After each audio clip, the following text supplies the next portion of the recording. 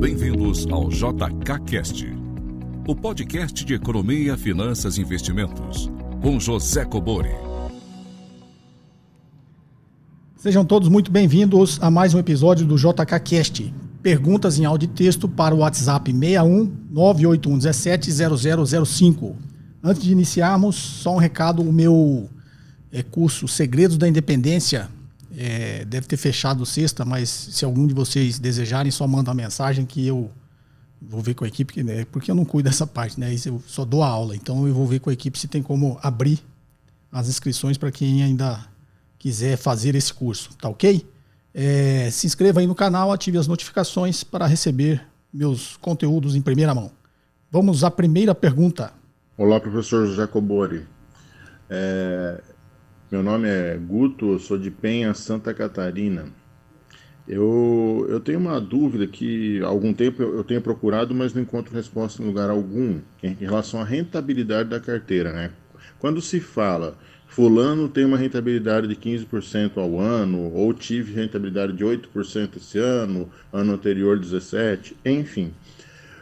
Minha dúvida é como é calculado isso, sendo que, por exemplo, se eu coloco 100 mil hoje e daqui a um ano eu tenho 110, rentabilidade de 10%. Porém, se eu coloco 100 mil hoje, daqui a 3 meses 10 mil, em janeiro 27 mil e assim vou aportando, né, nas oportunidades. E chega no meio do ano eu tenho um valor X. Se eu olhasse, por exemplo, 200 mil e agora que eu coloquei e vou ter 300, eu teria 50%, mas não é isso. Porque eu coloquei 100 hoje, coloquei daqui a 3 meses 50 e assim sucessivamente. Como que é a lógica desse cálculo para mim olhar, por exemplo, daqui a 5 anos, o valor que eu rentabilizei anualmente mediante aportes que eu fui fazendo? Desde já agradeço, boa semana e parabéns pelo canal e pelo belíssimo trabalho.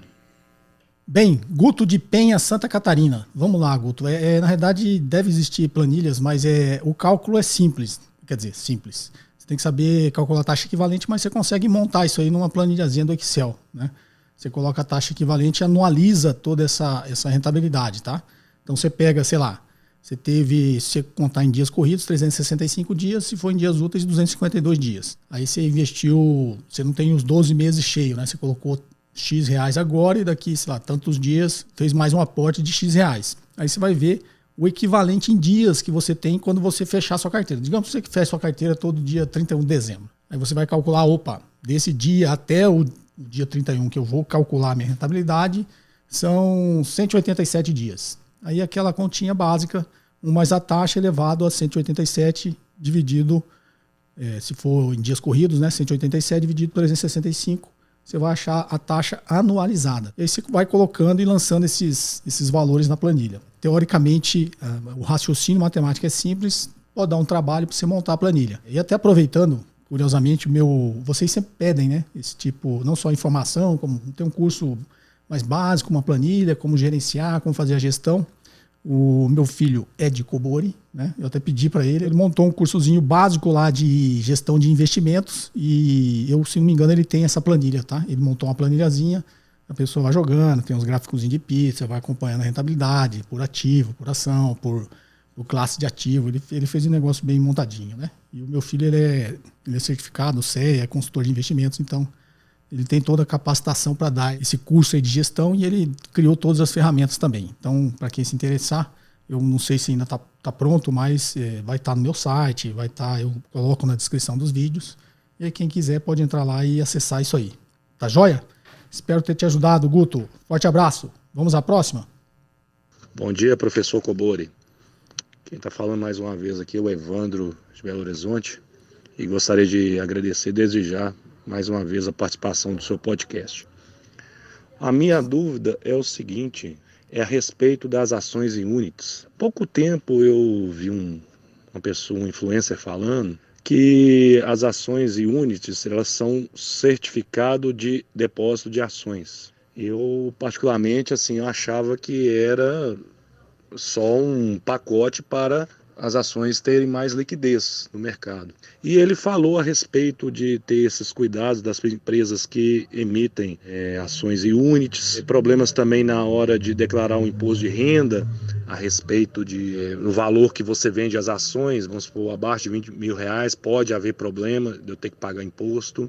Então eu gostaria que o senhor falasse mais a respeito das ações em units, para esclarecer essa dúvida. Desde já lhe agradeço, um grande abraço. Bem, Evandro de BH. Vamos lá, Evandro. Na realidade, é um nome técnico, certificado de depósito de ações, né? Uma unit é um certificado de depósito de ações e dentro desse pacotinho tem lá ON-PN, tá? Na grande maioria das vezes é uma ON e 2 PNs, tá? E aí é uma questão a empresa define a estratégia, algum problema lá de reestruturação societária, alguma estratégia, né, de reestruturação societária, ou para dar mais liquidez, né, ou para chegar ao nível máximo de governança corporativa, tanto faz. O que interessa é que essa unit é um certificado de depósito de ações e nesse pacotinho, esse certificado tem geralmente uma ON e 2 PNs. Pode ser uma ON, 4 PN, é a empresa que vai definir, tá? Mas na grande maioria que eu saiba é uma ON e 2 PNs. Então ele é um certificado de depósito de ações. E segue a mesma regrinha das ações até porque é um pacote de ações para um imposto de renda, tá? Abaixo de R$20.000 dentro do mês você não paga imposto de renda sobre o ganho de capital. Tá ok? Espero ter te tirado sua dúvida, Evandro. Forte abraço. Vamos à próxima. Olá, José Cobori, aqui é o Marcelo Delmastro. Gostaria novamente de te agradecer pelos ensinamentos que você passa aqui no JKCast. E a minha pergunta é simples. Eu gostaria de saber se a taxa de administração já está computada no dividend yield dos fundos imobiliários. Forte abraço e obrigado novamente. Bem, Marcelo, se não me engano você não falou a localização, Marcelo, mas vamos lá. Dividend yield dos fundos imobiliários, né? O dividend yield dos fundos imobiliários é o rendimento dividido pelo valor da cota, né? O rendimento foi distribuído, aí você define o período, tá? Que foi distribuído no período que você está fazendo o cálculo sobre o valor da cota. Aí você vai ter uma relação ali de porcentagem de quanto eles distribuem, o fundo distribui de rendimentos em cima do valor que você investiu da cota. Na realidade, assim como em fundos de ações, tá? A taxa de administração, o rendimento já é líquido, já mostra líquido. O que é a taxa de administração? É uma taxa que o fundo cobra para cobrir as despesas do fundo, inclusive para pagar o gestor, né? Então paga o gestor, taxa de custódia, todos os custos que o fundo tem, assim como uma empresa, né, tem as despesas operacionais, o fundo também tem as suas despesas para manter o fundo funcionando. Então, essa taxa de administração é feita para cobrir isso. Então, o fundo faz todas as operações e quando ela divulga o rendimento, ela já descontou a taxa de administração. Tá, okay? Aquele rendimento já é líquido. É assim como a empresa divulga o seu lucro, ela já descontou as despesas operacionais. Tá? Então, o dividend yield já é líquido, já foi descontado a taxa de administração para calcular o dividend yield. Mas tome apenas um cuidado, se não me engano, o fundo, quando ele é criado, eles definem a taxa de administração vai ser cobrada em cima, a grande maioria, sobre o valor patrimonial. Pode ser valor patrimonial, valor de mercado, pode ser em cima dos rendimentos. Então você tem que só tomar esse cuidado, é só ler o regulamento do fundo. Espero ter te ajudado, Marcelo. Forte abraço. Vamos à próxima. Olá, professor. Meu nome é Euclides, sou de Blumenau, Santa Catarina, mas moro em São Paulo. Essa já é a terceira ou quarta pergunta que eu faço e o senhor sempre respondeu de forma espetacular, tanto as minhas perguntas quanto a dos outros colegas que o assistem e que o escutam. Minha questão é sobre as leituras que o senhor recomenda. Mais especificamente, assim, o senhor, nos últimos vídeos, tem mostrado alguns livros, até bem grossos, que o senhor já leu, que o senhor lê, e o senhor leu muito durante a sua vida, né? E eu, particularmente, tenho um pouco de dificuldade, principalmente para organizar o tempo para a leitura. Eu queria que o senhor desse uma dica de como o senhor faz, como o senhor fazia, principalmente na época que o senhor estudava, que o senhor trabalhava em grandes empresas, né? O senhor provavelmente era uma pessoa extremamente ocupada e ainda assim o senhor teve sempre tempo para ler muita coisa. Eu queria que o senhor desse uma dica de como o senhor organizava o seu tempo para essas leituras. Quanto tempo que o senhor levava para ler um livro? Sei que varia muito de livro para livro, né? Da espessura do livro, mas uma média assim, de quanto tempo um livro menor, 200, 300 páginas, ou esses livros de muito mais de 600 páginas que o senhor mostrou. Você podia dar uma explicação um pouco sobre isso, a organização do tempo para a sua leitura? Muito obrigado mais uma vez pela sua atenção, pelo conteúdo que o senhor disponibiliza. Bem, Euclides, de Blumenau, Santa Catarina. Blumenau, na época da minha vida profissional mais ativa, eu já fui várias vezes aí assessorar algumas empresas em processos de M&A. Uma belíssima cidade, diga-se por sinal. Mas vamos lá, Euclides, como que eu organizava a minha vida quando eu era mais ocupado? Agora, não que eu seja um desocupado, né? mas agora eu já estou fora, digamos, da gestão das empresas e o que a gente chama do campo de batalha, né? E resolvi fazer isso que eu faço agora para ocupar a mente, né? Porque você para totalmente de trabalhar, você acaba definhando e aí você fica mais suscetível a ter um Alzheimer, né? Que é o que eu não quero ter. Então, isso aqui para mim é uma ocupação. Eu faço o que eu gosto, né? Eu, na verdade, sempre gostei de dar aula. Eu dava aula muito mais por prazer, porque você sabe que professor no Brasil não ganha dinheiro, né? Quando eu era professor do IBMEC, mesmo o IBMEC sendo uma instituição de ponta, que paga muito bem os professores, mas não é o salário que se falou viver disso. Então eu tinha umas empresas, dava aula, realmente era muito ocupado. E agora eu dou aqui essa aula de casa, então eu tenho muito mais tempo agora para ler. A sua pergunta acho que é quando eu era muito ocupado. Tá? Então como que eu organizava o meu tempo? Eu viajava muito, então eu fazia muitas viagens. Por exemplo, uma empresa minha de M&A era em São Paulo. As outras 3 startups, uma que eu tinha uma função um pouco mais operacional, junto com os outros sócios, era em São Paulo também. Uma outra eu sou do Conselho de Administração em São Paulo. Então, meus negócios eram em São Paulo e é só a minha empresa de investimento que era em Brasília. Então eu tinha essa vida constante. Mesmo quando eu era executivo da Xerox do Brasil,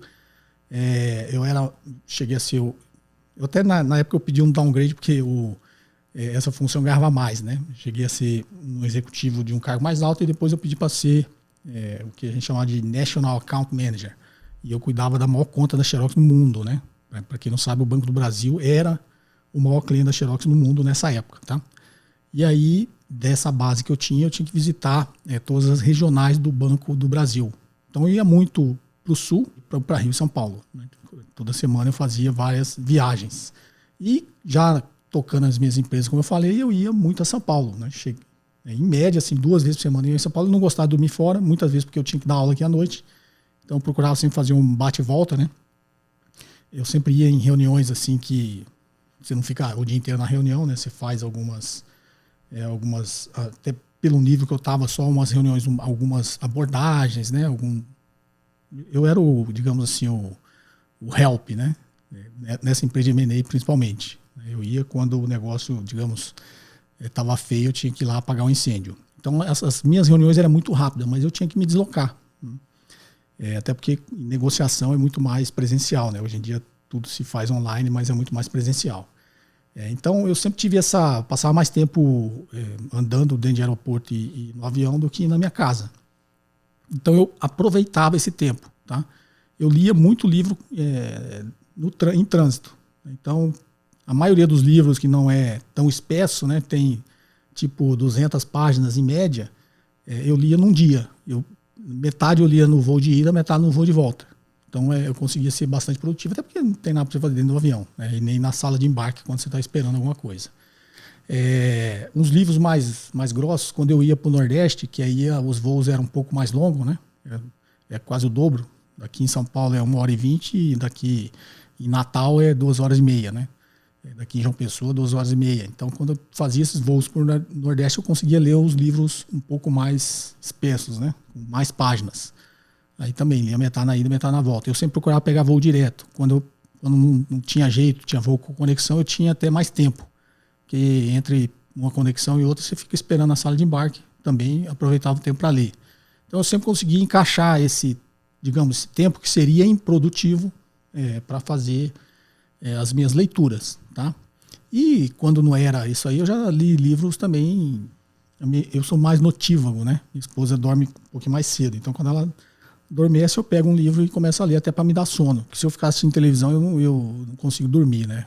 Na verdade, a leitura ela acaba te dando sono, né? Quando você está muito concentrado, pouca luz, seu cérebro trabalha mais rápido, você assimilar aquele conhecimento e você acaba se cansando mais rápido e você consegue dormir mais rápido, né?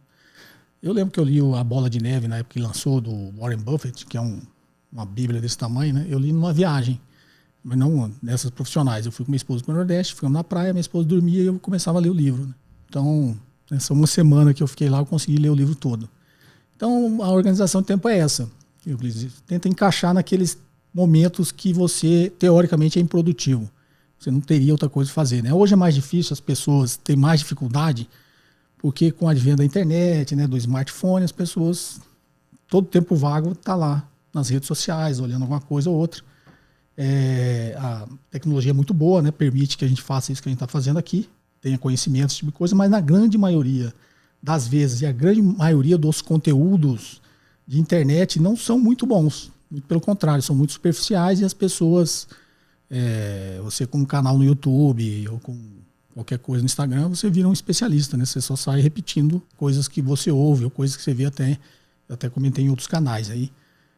E as pessoas que seguem isso aí acabam não adquirindo muito conhecimento assim com um pouco mais de profundidade, né? Então eu sempre recomendo, continue buscando seus conhecimentos nos livros, tá? Eu continuo fazendo isso.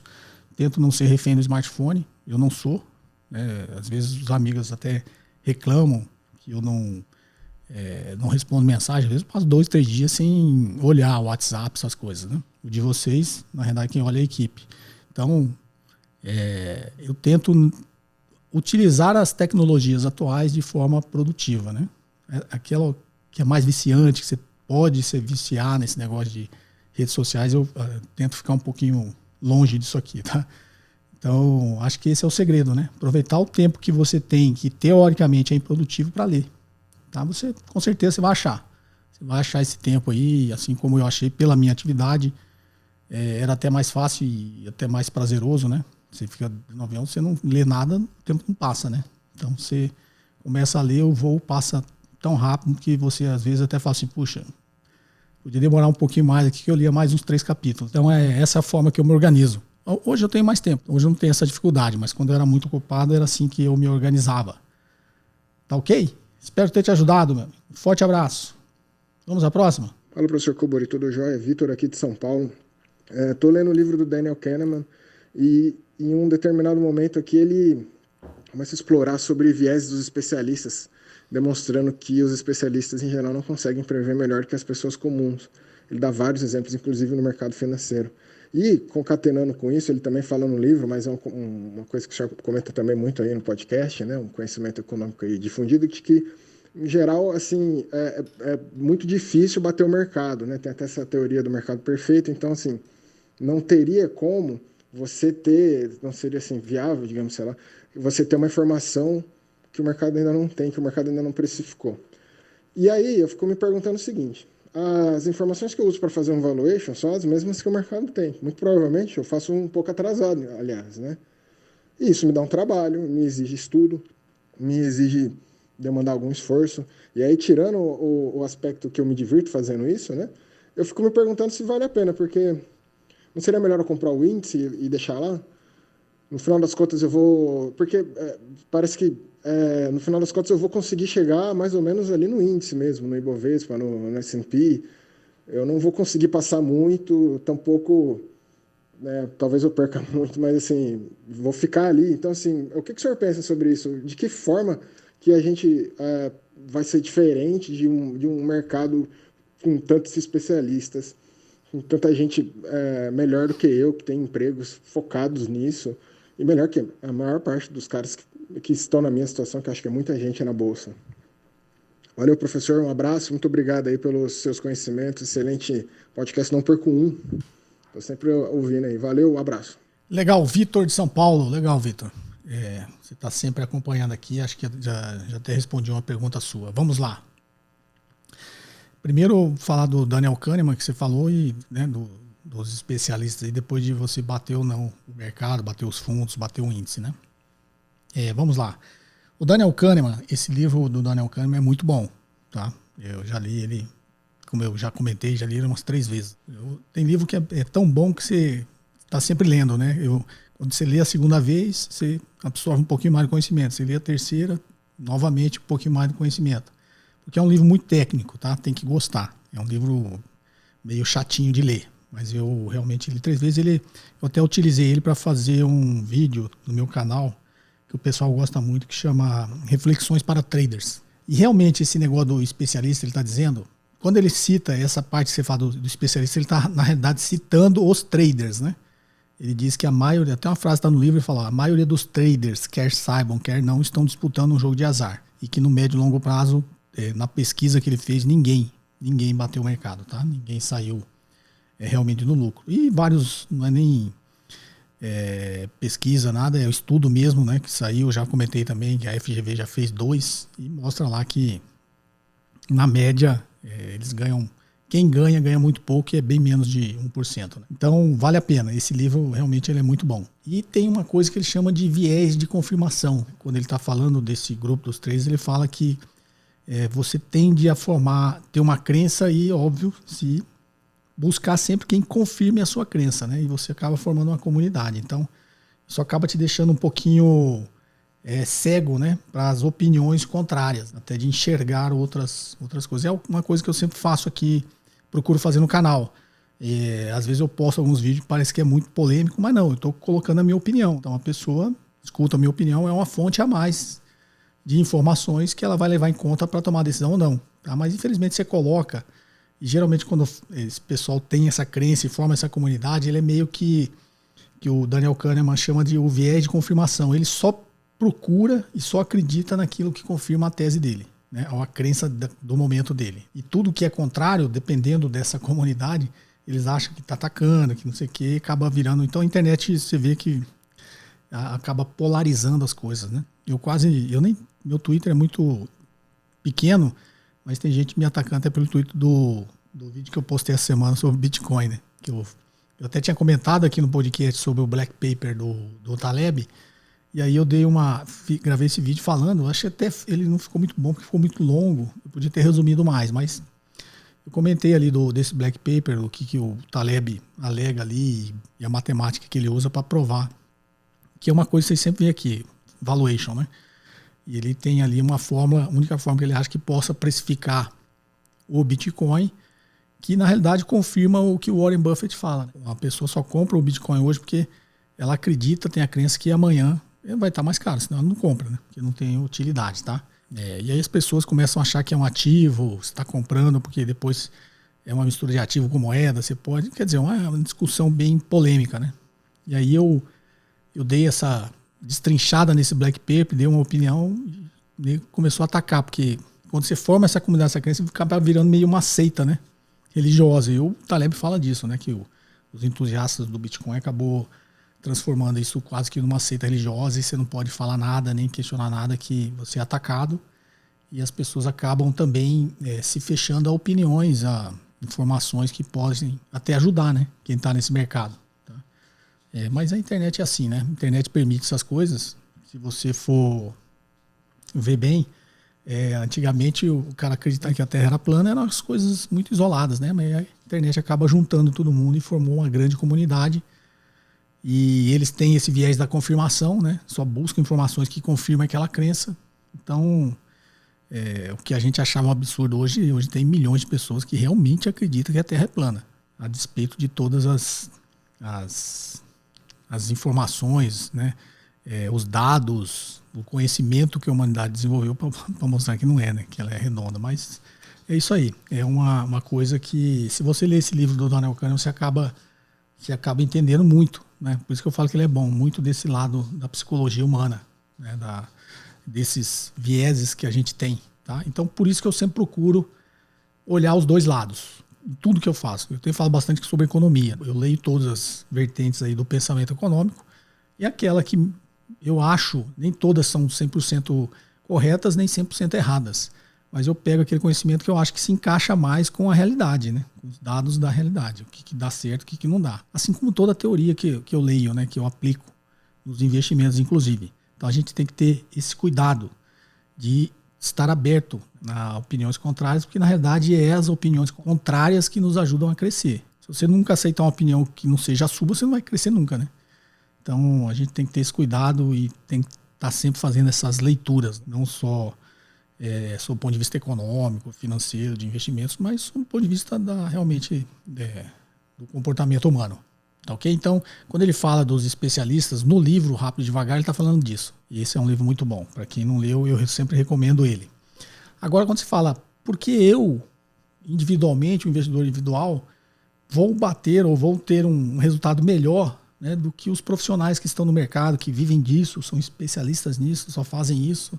Qual que é a minha chance de fazer isso? Na realidade, não é questão de chance ou não, é questão de horizonte de tempo. Deixa eu te explicar. É que para mim às vezes parece muito natural, mas eu preciso conseguir colocar isso num raciocínio mais simples. Você, Vitor, vai comprar uma ação de uma empresa que você conhece bem aquele segmento, você analisou, sabe que ela tem um grande futuro e que daqui 15 anos vai ser uma empresa muito maior do que é hoje. Sei lá, você está comprando uma small cap, uma empresa pequena ainda, que já começou hoje a crescer, e você fala, daqui 15 anos ela vai ser muito maior, você forma toda a sua tese, você conhece o segmento, analisou tudo muito bem, analisou os números, fez aquela análise estratégica, né, de vantagem competitiva, e você acredita realmente que essa empresa daqui 15 anos vai estar bem maior. Aí você compra essa ação.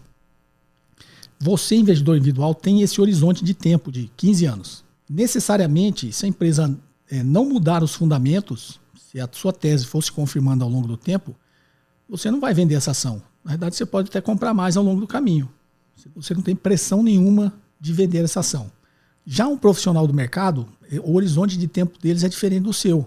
Tá? Por isso que eu estou dizendo que joga a favor do investidor individual é o horizonte de tempo. E óbvio, o horizonte de tempo de longo prazo. Porque você não vai fazer necessariamente nada ao longo desses 15 anos se a sua tese de investimento estiver correta. Já um fundo de investimentos, não. Nenhum fundo de investimento mantém uma ação tanto tempo assim na carteira, tá? Porque ele se vê pressionado em algum momento a vender, porque ele em algum momento acha que já teve todo o resultado que teria aquele crescimento, ou num momento de pânico, como eu sempre falo, o fundo se vê obrigado a liquidar aquele ativo porque ele precisa cobrir os resgates, né? Nesses momentos de pânico aumenta muito o volume de resgates, eles precisam vender os ativos para cobrir os resgates. O investidor individual não tem esse problema, ele não vai precisar vender nada. No momento de pânico, óbvio, se ele tiver a mentalidade correta ali do investidor de longo prazo, que investe em fundamentos. E o analista de mercado, você tem uma diferença, Vitor, de você para o analista de mercado, porque você está olhando sob o ponto de vista de que ele conhece muito mais e vive disso. Né? O trabalho dele é esse, e você, teoricamente, não. Você vê grandes investidores, muitos investidores que não têm formação nenhuma, mas ele tem o conhecimento ali da prática, da realidade. Uma grande vantagem que você pode ter, e que eu sempre recomendo as pessoas a terem, porque a grande maioria dos analistas de investimentos, os analistas de mercado, eles se formaram para isso, tem realmente uma formação muito melhor que a sua, não sei qual a sua, estou partindo desse pressuposto no exemplo, estudaram isso, fizeram um MBA em finanças, depois fizeram mestrado, doutorado, bem que isso é tudo muito acadêmico, tá? Mas ele fez, um MBA de finanças, e logo que se formou, foi lá, entrou no banco de investimento e virou analista de empresas. Uma boa parte, se não a grande maioria, nunca trabalhou numa empresa. Nunca trabalhou ali, que eu chamo de chão de fábrica. Ele nunca foi um funcionário, nunca carregou uma pastinha de vendedor, né? Nunca teve um embate ali com o cliente, nunca teve um embate com o seu chefe, com o diretor, com o presidente, sei lá. Ele nunca trabalhou. E a pessoa que trabalha, ela sabe como funcionam as coisas. Ela sabe quando o mercado está indo mal, ela sabe porque o cliente não compra, ela sabe porque a empresa talvez não esteja vendendo, ela sabe que o mercado está indo mal, é isso? Ela sabe quando o mercado pode melhorar, ela sabe qual o momento da empresa de retomar as vendas, ela sabe quando a empresa precisa investir mais em capital de giro para aumentar o seu estoque e dar mais crédito. Então, as pessoas que estão ali na prática do dia a dia sabem disso. Por isso você vê muito investidor que tem essa prática, não tem informação nenhuma e investe muito melhor do que qualquer um. Tá? Porque ele tem o conhecimento, tem o feeling daquilo ali. E aí, você como investidor individual pode buscar esse tipo de conhecimento. Se você não trabalha, sei lá, você já trabalha em alguma coisa que você sabe avaliar. O Peter Lynch fala muito disso, né? Você está lá vendo a empresa lá no seu bairro, que está crescendo, se bem que nos Estados Unidos é meio diferente, mas aqui você pode ter também esse feeling, né? Você está vendo ali que aquela tecnologia que ela está investindo pode melhorar bem o resultado dela, você conhece, e é o que o Warren Buffett fala, né? Se manter no seu ciclo de competência. Você não pode investir em uma coisa que você não conhece. Eu não conheço quase nada, então você tem que primeiro conhecer para investir. Então você, investidor individual, pode ter essa vantagem, tá? Sobre um analista de mercado. Óbvio que ele tem muito mais informações técnicas, teóricas, mas nada que seja impossível de você ter. Porque o feeling e a intuição de um bom investidor é melhor do que qualquer teoria. Tá? Óbvio que ele tem um arcabouço teórico que ele sabe como seguir, mas é melhor do que qualquer teoria. E tem uma frase do Warren Buffett que ele fala que é muito boa também, né? Ele fala assim, o profissional de investimento, o profissional de mercado, ele não está lá para dar resultado para você. Ele está lá para ir todo dia e fazer alguma coisa. Tá? O que eu quero dizer com essa frase? Porque você, voltando ao exemplo inicial, você pode ficar 15 anos sem fazer nada. Um profissional de mercado, um analista de mercado, não fica 15 anos sem fazer nada. Ele tem que fazer todo dia. Então ele tem que mexer a carteira, a carteira recomendada do mês que vem não pode ser a mesma carteira recomendada desse mês, ele vai tirar uma ação, vai para outra. A carteira recomendada do trimestre é diferente da do trimestre passado. Então ele está lá, o Warren Buffett ele está falando isso, tá? Eles estão lá, eles têm que fazer alguma coisa, entregar alguma coisa. Imagina, ele monta uma carteira hoje e fica 15 anos falando, não, essa é a mesma carteira, essa carteira boa é essa aí. Não. Por isso a frase do Warren Buffett faz sentido, né? O profissional de mercado, o profissional de investimento não está lá para dar resultado para você. Ele está lá para ir todo dia e fazer alguma coisa. Então, é óbvio que tem, né? Essas frases de efeito tem um certo exagero, mas tem um certo sentido também. Então, você, enquanto investidor individual, você gosta de avaliar a empresa? Gosto. Você conhece? Conhece. Você tem tempo para isso? Tenho. Você acha que você tem lá o feeling, você conhece, né? Sabe avaliar bem uma empresa, as indústrias, os setores, a economia? Tem esse arcabouço, essa vontade? Tenho. Então você pode muito bem dar resultado mais do que um análise de mercado, porque o horizonte de tempo está a seu favor. Tá? Você não precisa fazer nada. O investimento é seu. Você comprou direto, você não precisa vender. Se você é um fundo, às vezes você tem que vender.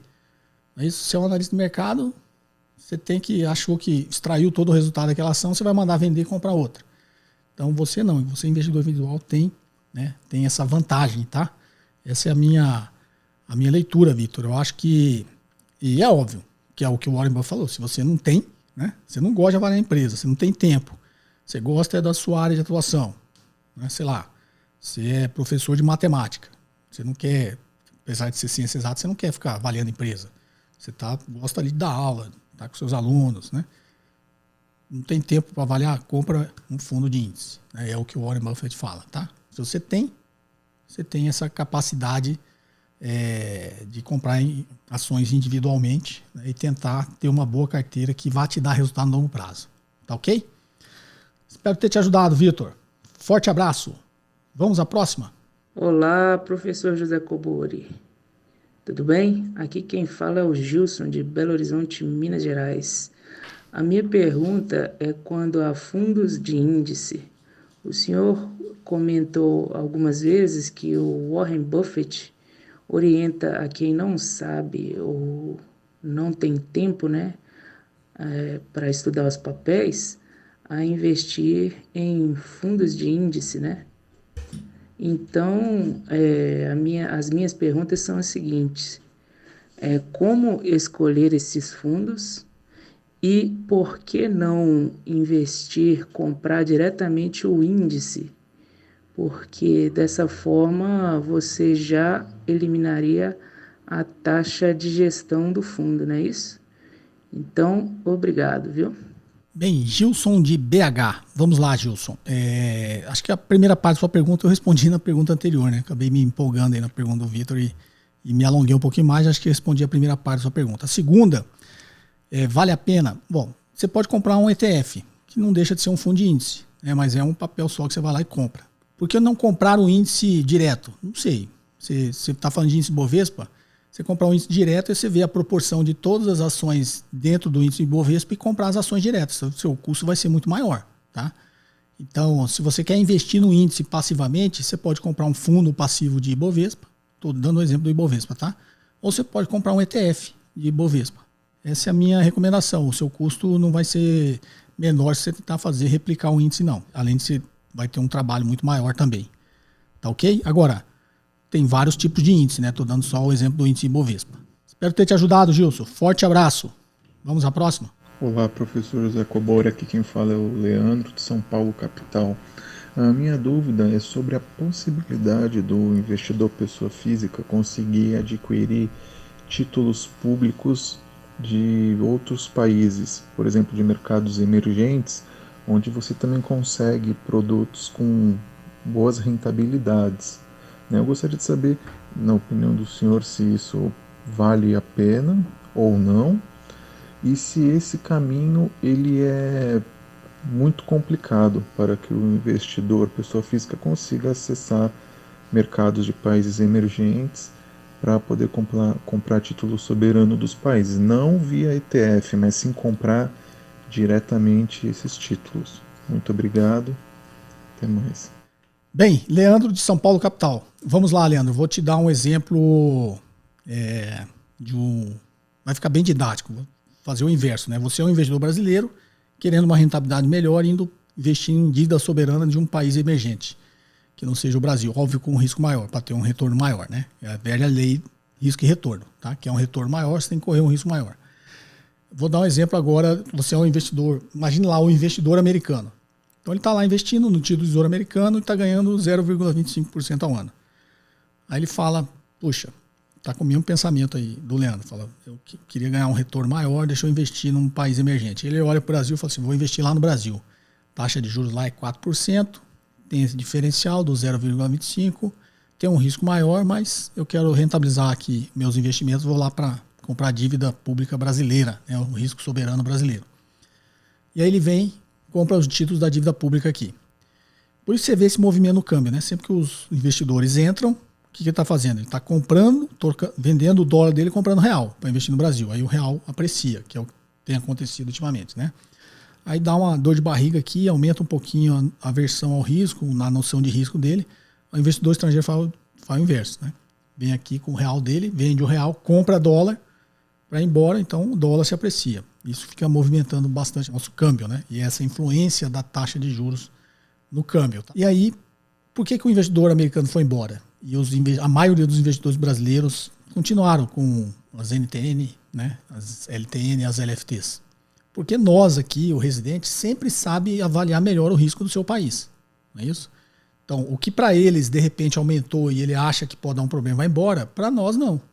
Para nós ainda está sob controle. Posso ficar aqui mais um pouquinho, né? Aí agora, o seu raciocínio tem que ser o mesmo quando você está indo para outro país. Você vai investir num outro país que, sei lá, está com a taxa de juros de 7%. Obviamente, ele deve ter um risco maior. E aí você topa correr esse risco maior, assim como o investidor americano, mas agora você é um investidor brasileiro, eu topo correr esse risco maior, vou para esse outro país para ganhar 7%. Você vai ter o mesmo comportamento do investidor americano. Quando você tiver uma percepção de que aquele risco está se alterando, está dando algum problema lá político ou econômico no país, você rapidamente vai vender o seu título lá para voltar para o Brasil. Então o que eu quis dizer com essa historinha? Você só invista em dívida soberana de um país que tem um risco maior do que o Brasil se você souber avaliar bem o risco. Ou você nunca vai saber avaliar o risco tão bem do que um investidor residente, do que um investidor lá desse país. Mas se você quiser investir, você tem que avaliar bem o risco desse país. Senão você vai ficar fazendo esse tipo de movimento.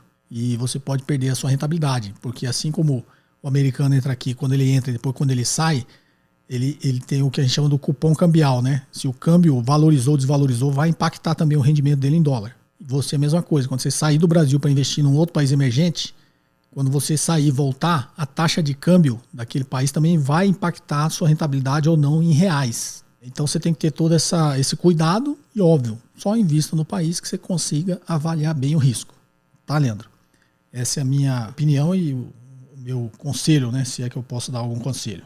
Tá joia? Vamos à próxima? Bom dia, professor Cobori. Meu nome é Edipo Lucas Silva Paixão, sou de Belo Jardim, Pernambuco.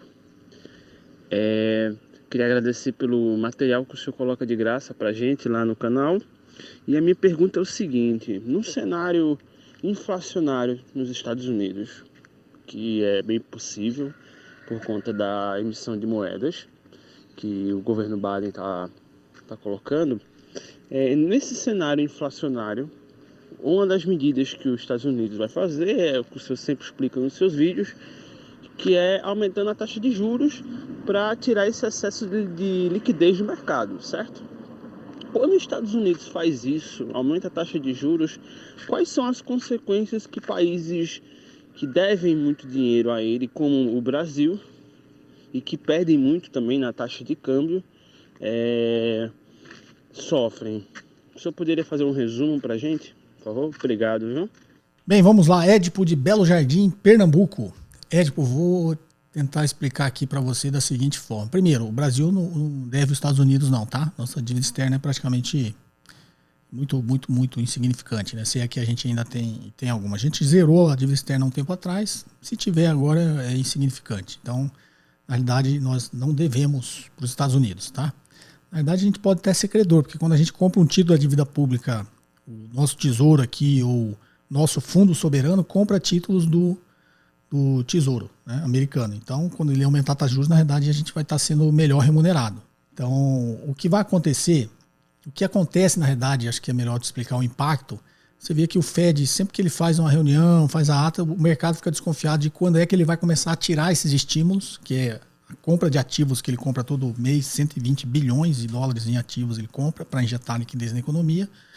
E da mesma forma, tirar estímulo é aumentar a taxa de juros, né? A taxa de juros baixa é um estímulo também. Então, quando o Fed, né, que é o Federal Reserve, o Banco Central Americano, ele começa a sinalizar que ele pode ou não tirar esses estímulos, e ele está falando isso em ano que vem, 2023, né? O mercado já dá uma balançada, porque o mercado sempre quer precificar antes. Então, o que vai acontecer? Se os Estados Unidos aumentar a taxa de juros, ele está chamando o dinheiro para lá, concorda? Taxa de juros, aumentei, a tendência é que mais pessoas vá investir no título do Tesouro americano. E a mesma coisa o investidor americano, que está fora dos Estados Unidos, ele volta, porque diminui o spread, né, de taxa de juros entre os Estados Unidos e os outros países, que eu estava até explicando na resposta anterior. Ele aumentou a taxa de juros, está remunerando mais, os investidores tendem a ir para lá. E isso gera um impacto no resto do mundo, porque o fluxo de capitais começa a ir para os Estados Unidos. O fluxo de capitais nada mais é do que financiamento. Os investidores estrangeiros estão comprando a dívida pública brasileira, eles estão ajudando a financiar a nossa dívida. Então, quando eles estão entrando nos IPOs aqui de empresas aqui, eles estão ajudando a financiar as empresas. E assim sucessivamente. Todo investimento que está vindo aqui, para nós, é financiamento. Então, quando os Estados Unidos altera a taxa de juros, ele tem um impacto no resto do mundo. Ele acaba atraindo capital para lá e sobra menos capital para os outros países, né? Então, esse seria um impacto e é isso que o mercado fica de olho. Que ele altera aí esse fluxo de capitais pelo mundo e aí todo mundo tem que começar a reprecificar seus ativos. Tá joia? Por isso você sempre vê... Quando sai reunião do Fed, uma ata do Fed, o mercado dá uma movimentada aí, que sempre tenta, né, antecipar esse momento. Tá ok? E os Estados Unidos, de alguma forma, está segurando, né, adiando essa retirada de estímulo, porque ele sabe também que ele gera esse impacto e, no limite, pode ser ruim para ele também. Os Estados Unidos, como a maior economia do mundo, o resto do mundo é cliente dele também. Às vezes o seu cliente ficar ruim não é tão bom para você também. Espero ter te ajudado aí, Ed. Forte abraço para o nosso Pernambuco. Vamos à próxima. Olá, professor José Cobori. Aqui quem fala é Fernando, de Americana, São Paulo. Professor, gostaria de entender um pouco mais sobre as moedas digitais dos bancos centrais. Por exemplo, a CBDC. Se essa moeda for realmente executada aqui no país, se nós passarmos a usar essa moeda, qual o impacto que isso vai causar para a gente? Obrigado, professor. Parabéns pelo trabalho e pelo conteúdo. Bem, Fernando de Americana, vamos lá. Moeda digital, qual o impacto? Na realidade, vai ficar bom, né? Vai ser uma moeda digital. O impacto tem essas teorias da conspiração que rola por aí, dos ANCAPs, dos libertários, que o governo vai controlar agora o seu dinheiro. Não vejo impacto nenhum. Eu estou vendo um impacto positivo, né, da moeda digital. Você vai, em vez de carregar dinheiro físico na carteira, você vai... Assim como as criptomoedas, você vai carregar uma moeda digital no seu celular e vai pagar de forma digital. E aí, essas teorias aí, o governo agora vai controlar o seu dinheiro, vai saber onde você foi, o que você gastou, o que você comprou. Não sei, tem gente que acha isso ruim, pode ser ruim, né? Tem gente que acha que e tem esse medo, né, do controle. Tem gente que não toma vacina porque acha que vão aplicar um chip nele e vai começar a seguir o cara. Tem teoria para tudo, tá? Eu não vejo impacto não, para mim é positivo. Espero ter te ajudado, Fernando. Forte abraço. Agora em texto. Olá, José Cobori. Me chamo Igor e falo de Brasília. Já fui seu aluno no Investidor de Alta Performance e nos Segredos da Independência. Excelentes cursos. Muito obrigado, Igor. Igor, para quem abriu, né, essa semana o Segredos da Independência.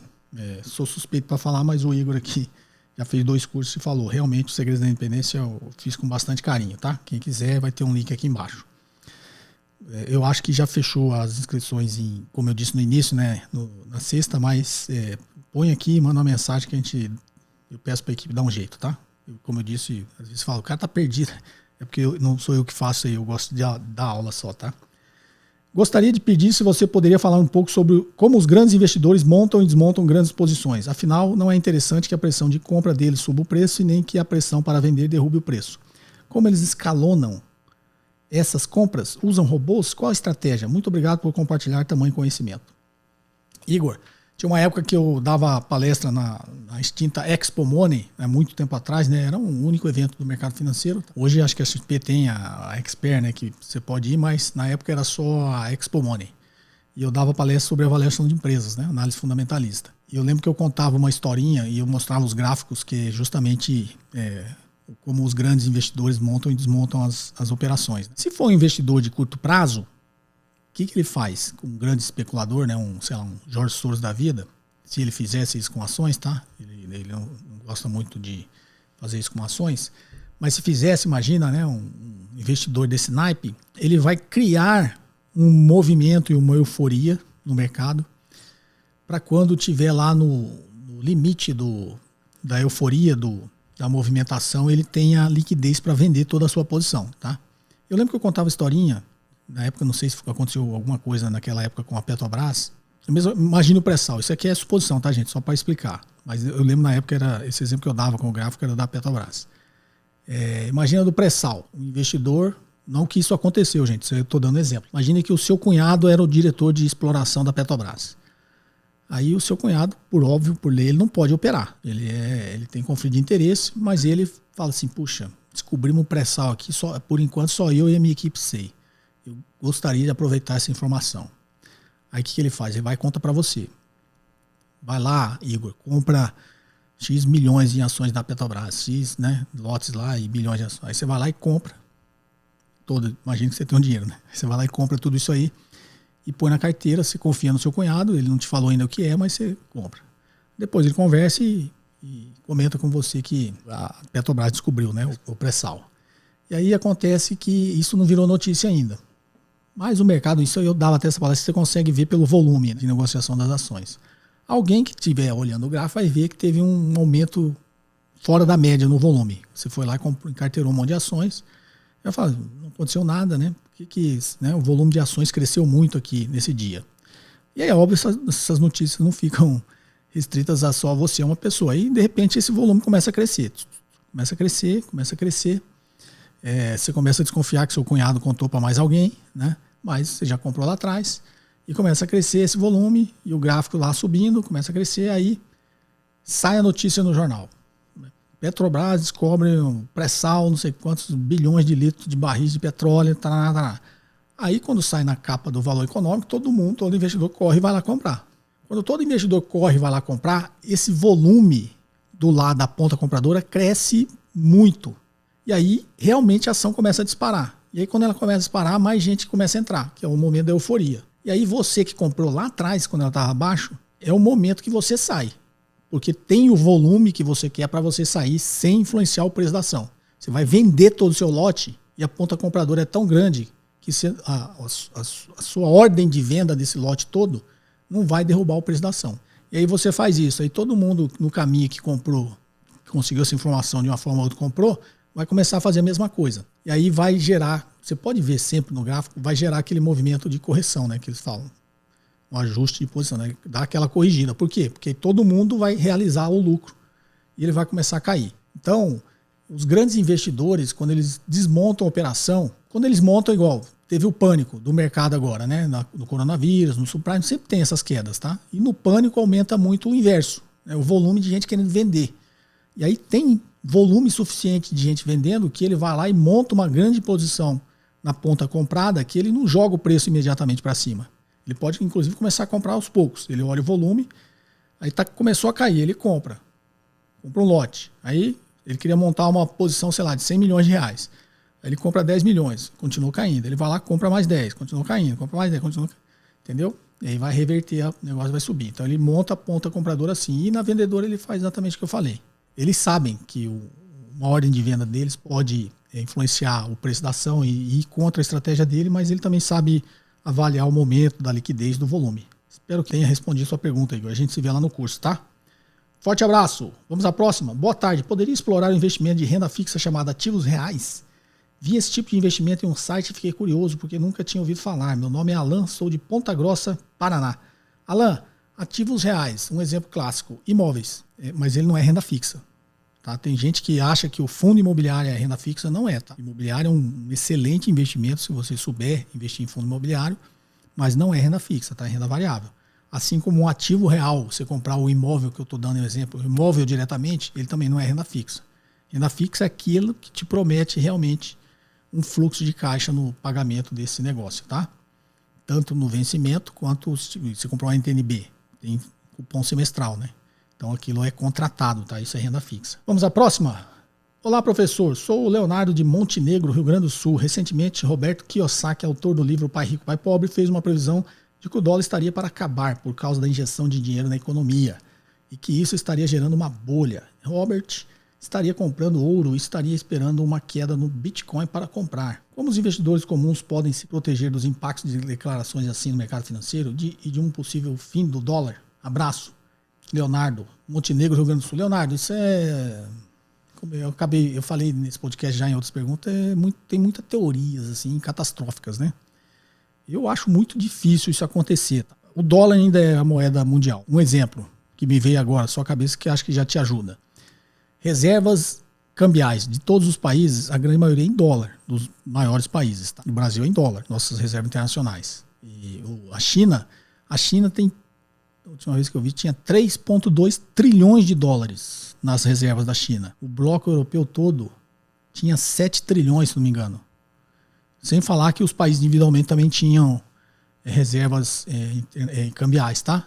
E se não me engano, se pegar todos os países, é algo em torno de 17 trilhões de dólares em reservas cambiais. Então, a China tem 3, o Japão tem mais de 1, a Arábia Saudita, se não me engano, tem 2. Então, os países estão com suas reservas internacionais em dólar. Nesse momento, nenhum país desse quer que o dólar acabe, concorda?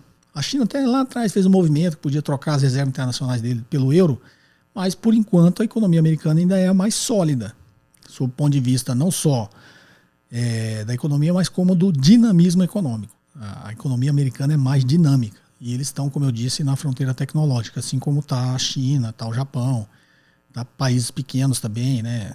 Noruega, Finlândia, também estão nessa que eu chamo de fronteira tecnológica, né? Produz inovações tecnológicas, né? Vendem produtos de alto valor agregado. Então, as reservas internacionais totais estão em torno de 17 trilhões. O dólar vai acabar? Não vai acabar assim.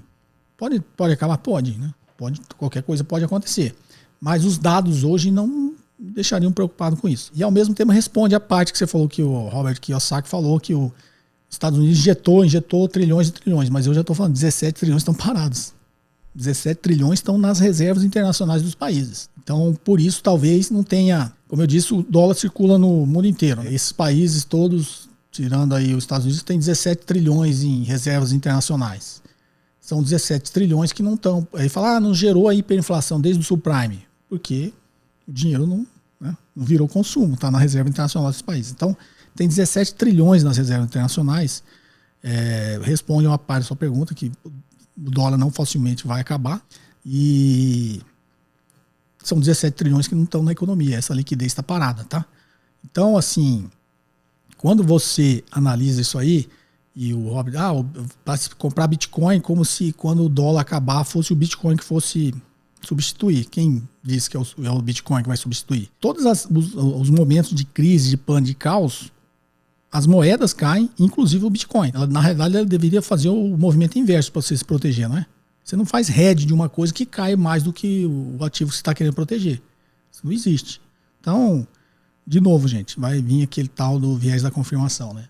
O cara que é entusiasta não é como se fosse surdo para isso que eu estou falando. Mas eu falo aqui, as pessoas que quiser ouvir e avaliar, né, isso que eu estou falando, eu acho que você sempre ouvir uma opinião contrária é sempre benéfico, né, o crescimento. Tá ok? Um abraço. Vamos à próxima. Bom dia, professor. Marcos, Americana, São Paulo. O senhor pode comentar esta afirmação? A taxa de juros não é o preço do dinheiro. O poder de compra é o preço do dinheiro. E a taxa de juros é o preço do tempo. Obrigado e bom trabalho. Nossa. Você deve ter visto alguém falar isso aqui. Isso aqui é semântica, tá? O cara tá fazendo uma frase de efeito, mas semântica. Por quê? O preço do dinheiro é a taxa de juros.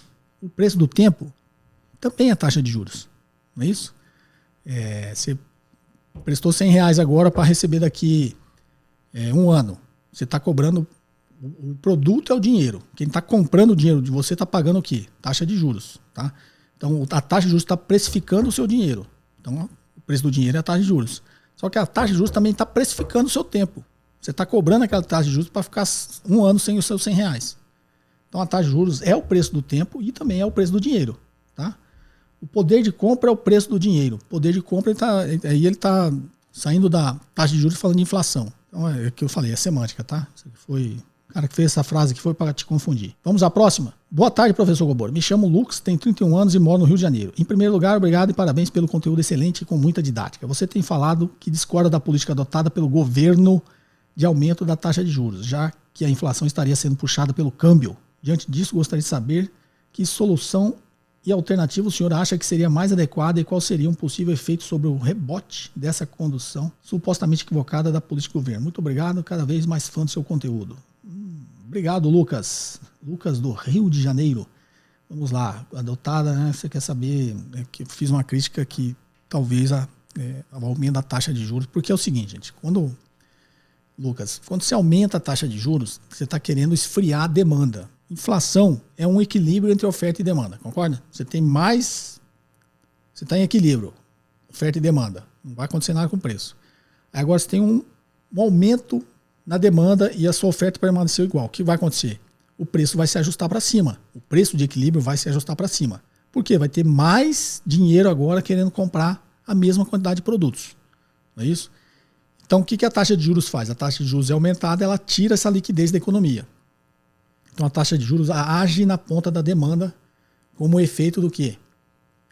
Efeito de esfriar a demanda, trazer para o equilíbrio de novo e controlar a pressão sobre os preços, controlar a inflação. Só que a taxa de juros tem um efeito também sobre o lado da oferta. O que é oferta? É produção. Então eu sou um empresário, estou produzindo arroz. Não é isso? Para produzir o arroz eu não uso só capital próprio, eu preciso de financiamento. Então eu tomo dinheiro emprestado lá nas linhas do Banco do Brasil, para financiar a minha plantação de arroz. Quando a taxa de juros está mais baixa, eu tenho um incentivo para tomar mais capital emprestado para produzir meu arroz. Quando a taxa de juros começa a subir, o meu financiamento começa a ficar mais caro. Então a tendência é que eu não produza tanto quanto eu produziria numa taxa de juros menor. Então a taxa de juros tem um efeito sobre a oferta também, de diminuir a oferta, entendeu? Então imagine, demanda subiu, eu aumento a taxa de juros, vou diminuir a demanda, mas de qualquer forma, ou eu estou diminuindo a oferta também, ou estou impedindo que ela cresça. Tá? Então na realidade você vai realmente esfriar a economia. Por isso tem o ciclo da taxa de juros. Você aumenta a taxa de juros, você esfria a economia. Você baixa a taxa de juros, está fazendo o inverso, você quer incentivar a economia. Né? Por que eu acho, novamente, gente, é sempre opinião pessoal, né? Por que eu acho que está equivocada? Porque o nosso problema não é de demanda, nosso problema é de oferta. Né? A pandemia trouxe um desequilíbrio na cadeia mundial de suprimentos. Então a gente tem um problema de oferta. A demanda não cresceu tanto assim. Cresceu pontualmente uma lá, uma cá, por causa do auxílio emergencial, né? Por causa de algumas linhas aí que o governo injetou dinheiro na economia, cresceu. Mas são coisas pontuais. A gente não tem uma pressão generalizada nos preços. Que inflação é? Uma pressão generalizada nos preços. Essa pressão está vindo muito mais porque não foi a demanda que cresceu demais. A demanda cresceu um pouquinho, mas a oferta caiu muito. Então gerou um desequilíbrio. E aí os preços aumentaram. Então a minha crítica é essa. Você não aumentar a taxa de juros, você talvez não seguraria um pouquinho essa demanda pontual aqui, mas você também não inibiria o aumento da oferta. Essa é a minha crítica. É uma coisa muito mais complexa que eu teria que explicar, mas fica para outro podcast, porque economia realmente é muito complexo e muito, para quem gosta, é muito apaixonante, tá? Então, essa foi a última pergunta. Espero que vocês tenham gostado. Novamente, quem não é inscrito no canal, se inscreva e ative aí as notificações. Ontem acabou a inscrição do Segredos da Independência dessa turma, mas se alguém tiver interesse, eu vou ver com a equipe se tem como colocar um link aqui abaixo, tá? Se não tiver, põe nos comentários aí que eu peço para abrir exceções, tá joia? E eu falei lá no início que para quem sempre me cobra uma coisa mais de iniciante, uma planilha, até que eu sempre falo aqui como fazer, só que a pessoa tem uma dificuldade de montar a planilha, tá? O meu filho Ed, que ele é certificado, ele é CEA e é consultor de investimentos, eu falei para ele que o pessoal sem cobrava, ele criou um curso básico, tá, de investimento na prática, né? Se não me engano, o curso dele chama isso aí, não sei o que, investimentos na prática. E aí lá ele fornece todo esse ferramental, planilhas e tal, para você conseguir montar sua carteira, acompanhar, né? Já está tudo automatizado, tá ok? Eu acho que não está pronto ainda, mas entra sempre no meu site que eu vou disponibilizar lá para vocês também. Tá joia? Eu espero que vocês tenham gostado desse episódio. Um forte abraço e até o próximo. Você ouviu mais um episódio de JK Cast, o podcast de economia, finanças e investimentos com José Cobori.